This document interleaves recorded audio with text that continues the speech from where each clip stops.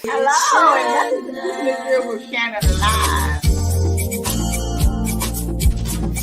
Especially that because you don't know how it's going to turn out. My kids empowered me to get out. What's going on with this remote learning and in the midst of COVID? Working for different elected officials, learning and understanding how to put your community first.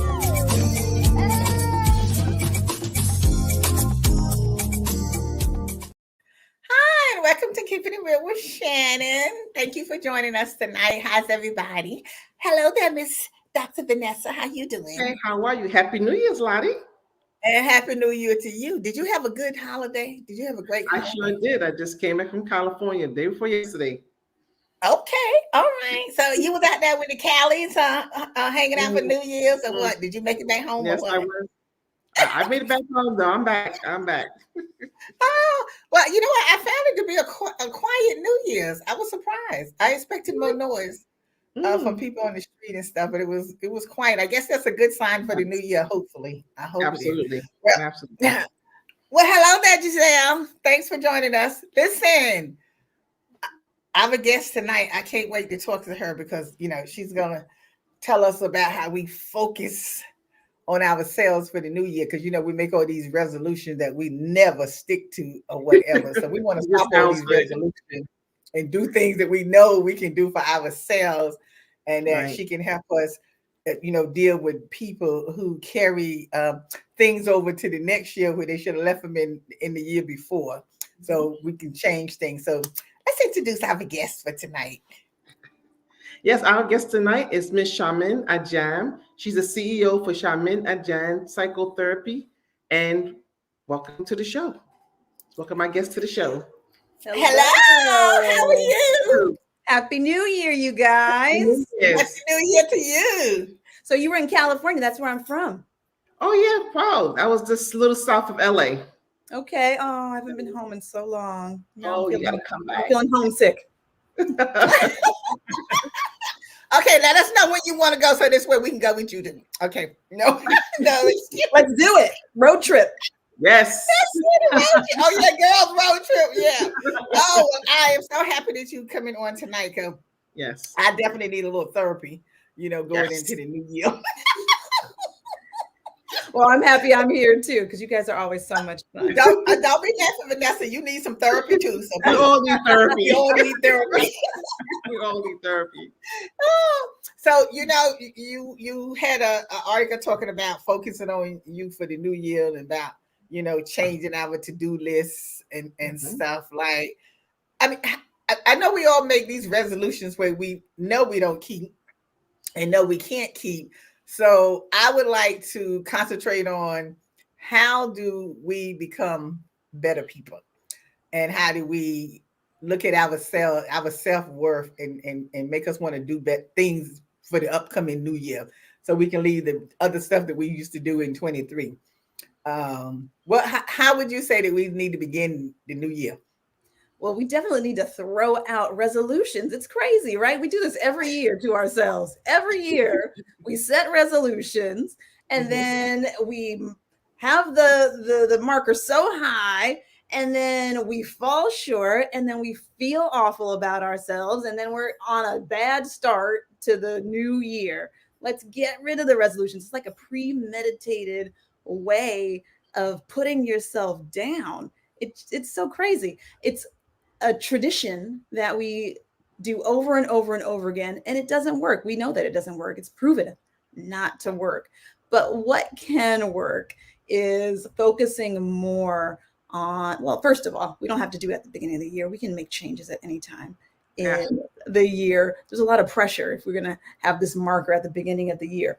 But we can decide, instead of doing, and being so focused on accomplishing things, on reaching these goals or being task oriented, instead we can focus on things that are more important, like how we're showing up in the world, how we are taking care of ourselves, how we are spreading more love, the things that are really important that help to increase our self-worth, our value, the way that we actually feel about ourselves. I think that is a much healthier way of approaching the new year. Do you think sometimes I feel like even when you're trying to do better, you're trying to do things differently. I guess it's the individual person. Sometimes people just do things to get to you. So it kind of throws you off track sometimes, and you have to get back on track, because when you're dealing with people who walk around carrying grudges, they do things to you and claim they're not doing anything, mischievous, or, like you're trying to deal with those people. So it kind of throws you off a little bit because you don't want to become mean-spirited yourself. The gaslighters, you're talking about the folks who gaslight you. Yes, those people. The folks who are clearly doing something to you and then make you feel crazy for bringing it up like it's not true. Yes, those people. Oh yeah, they're good for that. They're so that's why I say sometimes I have to say, am I living in the twilight zone? Because they try to act like that they are not doing what you tell them they're doing. Right. And you don't want to become like them, because that's not you. That's not who you are. Your purpose, what your purpose is, and you want to, stay within the limits of what your purpose is and stuff like that. Right. So, because I don't like for people that make me do things that I don't want to do.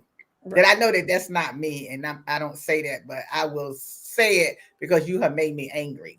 Right. But I think sometimes too. Right. I think sometimes too that a lot of people need to focus on self-care, right? There's so many people focusing on what they need to do and how they should do it. But if they focus on self-care, it gives you less of a recourse to keep focused on everybody else. And people need to learn how to set boundaries. Sometimes feel like you said, like, you don't want to hurt people's feelings, and you say things and want to be doing the right thing. But when is the cutoff? Okay, when is your cutoff? What is when and how can you set boundaries? Well, I think when you're dealing with somebody who is not honest, who's manipulative, and who presses your button, you definitely need to know what your boundaries are. You have to be very clear about what is negotiable and what is not, what is non-negotiable, what is okay for you and what is not okay for you. Now, you can't get that other person to change. You can't force the other person to start being more forthcoming and honest.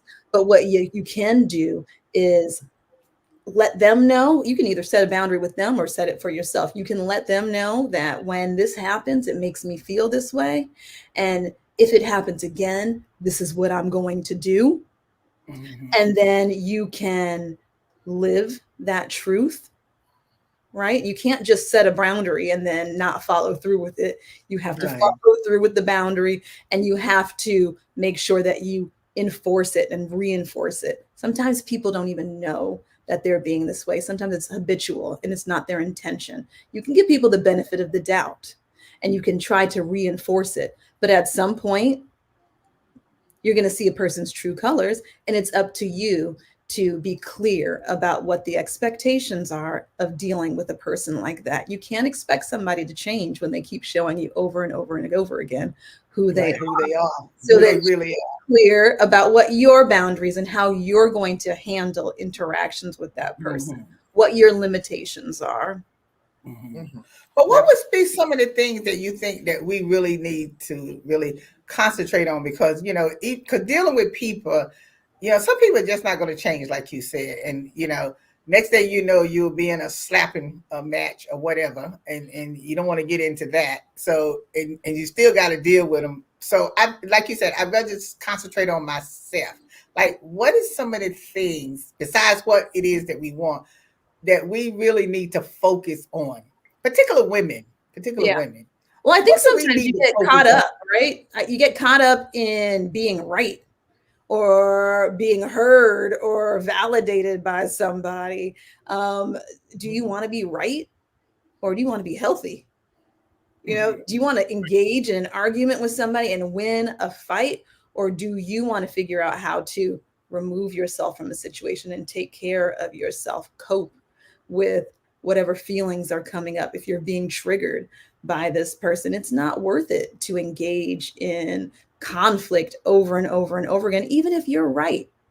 So figuring out how you can take care of yourself in that moment, figuring out what your limitations are and pulling yourself back and taking care of yourself, figuring out how to calm yourself down, figuring out who your supports are, who you can go to and talk to and help to process whatever it is that you're doing with this person. And then possibly limit your interactions with this person. That's not always possible, but if somebody is triggering you over and over and over again, sometimes it's time to cut the relationship off. You don't need to have interactions with somebody who is repeatedly crossing your boundaries. Well, see, I'm so glad I'm not. I don't get hung up into the conflict stuff. I can't tolerate that anyway. So I don't get hung up in that. I say what I have to say, and then I just keep it moving. That's how I am. You know, people think, oh, you're too forceful, you're too aggressive, you too this. No, I say what I have to say, and I'm keeping it moving because I'm not going to stand there repeating myself with someone and then constant, like you said, in some kind of constant conflict with someone. That's not what I'm interested in anyway. I'm more interested in making myself a better person. I mean, I don't even make a resolution this year or whatever. I just said that I just wanted to be a better person and try to get healthy. I wasn't even gonna make no resolution about losing weight because I always do that every year, and then I end up at the same weight when the next year come in January. So nothing happens in the whole year. So It's a tradition. I don't even put that one on the table anymore. You know what I'm saying? It's like now, how do I just try to learn how to eat healthy? I usually don't get in no stressful situation because, like I said, I don't walk around holding anything in. I get it off my chest then and there. You might not like it, all well and good. I'm sleeping at night, you know what I'm saying? Because I'm not worried about what I'm gonna say to you the next day and all that kind of nonsense and stuff like that. Well, so that's what you're doing is changing the focus from them to you. Yourself. Yeah. And that's what's so important. A lot of us don't do that. We're so focused on the other person and what they said and how they're feeling and why they're not understanding you and how dare they and can't believe they said this to me. And you're not focused on yourself. You're not focused on your own well-being and what's important to you or what's good for you. And so, being able to pull back from that, being able to understand what your triggers are. Yes. Being able to understand how to respond to those unpleasant emotions, the ones that come out. And I think another thing that's so important is giving yourself the space to be able to feel whatever it is that you're feeling. Just because you know this person is wrong and then you leave and you're dealing with the uncomfortable emotion doesn't mean that you don't get a chance to feel it and process it. We're so used to going for that, the other end of the spectrum, the joy, the happiness, the excitement, all of those like really positive emotions. And we're so used to trying to push away all the unpleasant ones. But what happens? Feelings want to be felt. And so if you don't allow yourself the space to feel, it comes out in all kinds of crazy, uncontrollable ways. And you find hold that thing. We're gonna take a quick break. We come back and we're gonna let you finish telling us how to get ourselves together. We're gonna be right back. It's Shannon. It's Shannon. People couldn't see my potential, so I had to show them. I've run this place for 20 years, but I still need to prove that I'm more than what you see on paper. Today, I'm the CEO of my own company. That's the way my mind works. I have a very mechanical brain. Why are we not rethinking this? I am more. I'm more than who I am on paper.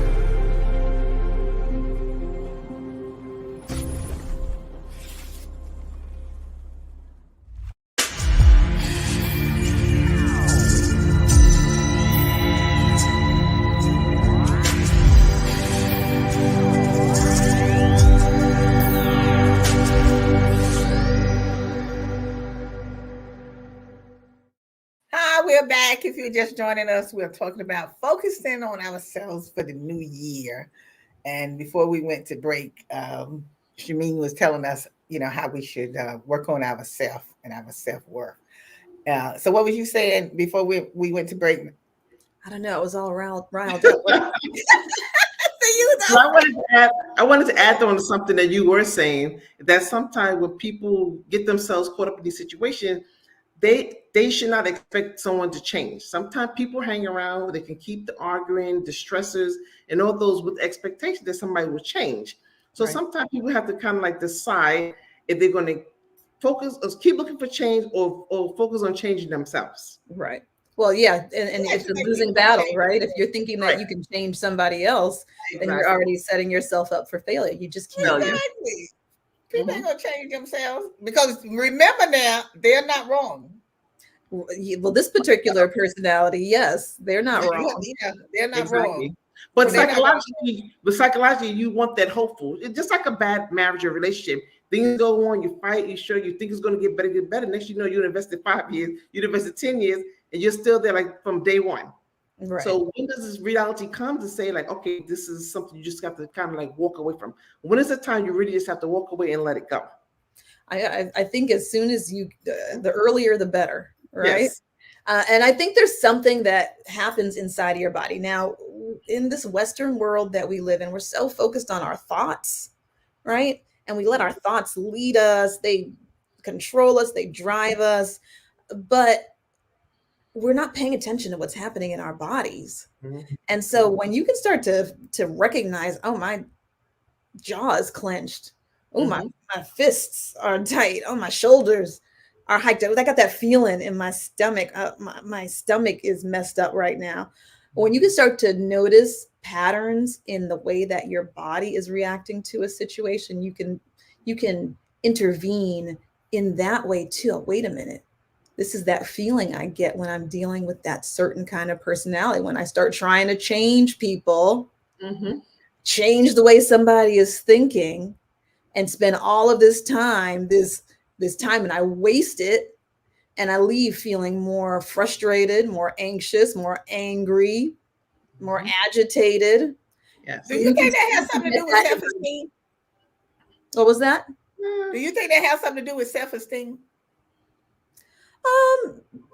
Sometimes possibly, but I know, but like you were saying, you keep staying and you keep staying and you keep staying, thinking something's going to. To me, that's something to do with your self-esteem. Like, well, it all depends. It all depends. You have to stay in that position that you're not worthy, that you should be happy.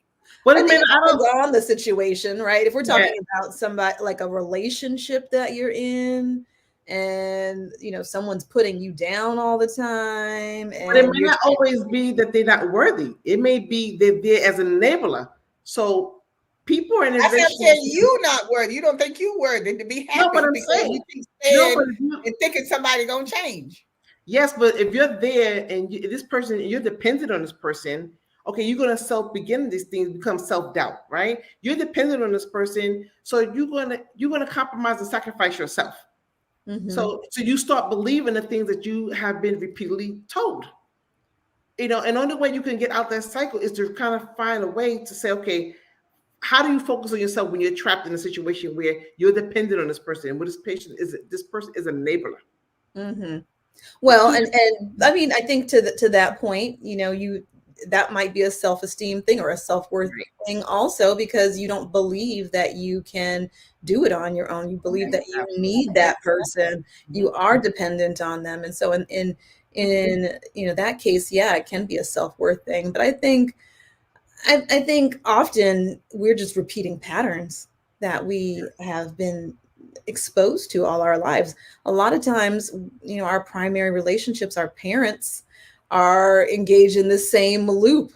And this is the way that we learn to interact with people. Or maybe it's not our parents, but it's other really important, you know, formative people in our lives who we've been shaped by, and this is how we engage with folks, but we never learn a new way of interacting with folks or of letting go of issues so that we can take care of ourselves. We're so focused on saving face. We're so focused on being heard. We're so focused on being right. And we're not focused on withdrawing and taking care of ourselves, even if the other person thinks that they're right, or even if the other person has the wrong impression. Absolutely. Because sometimes you see the situation where people get caught up, just like you were saying, and they feel like that they can't do anything themselves without having somebody to assist them. Because you would be surprised at what you can do by yourself. I would never say I don't need no man, and I would never say I don't need anybody, because I do. But I don't feel that I can't do something on my own, or a step. You got to learn how to just step on out there in faith and do what you need to do. If you fall, you get up again and you try again, rather than put yourself in a situation that you feel you can't do it unless somebody's there to help you do it or something. Because you could be surprised what you could do. Yeah. Because there's always somebody there to help you. Yeah, but it's always based on fear, right? Just like Charmaine said, if you don't know no better, if you're not taught any better, you don't take the opportunity to seek and receive other possibilities and other options that are out there. How do you know that there is change out there?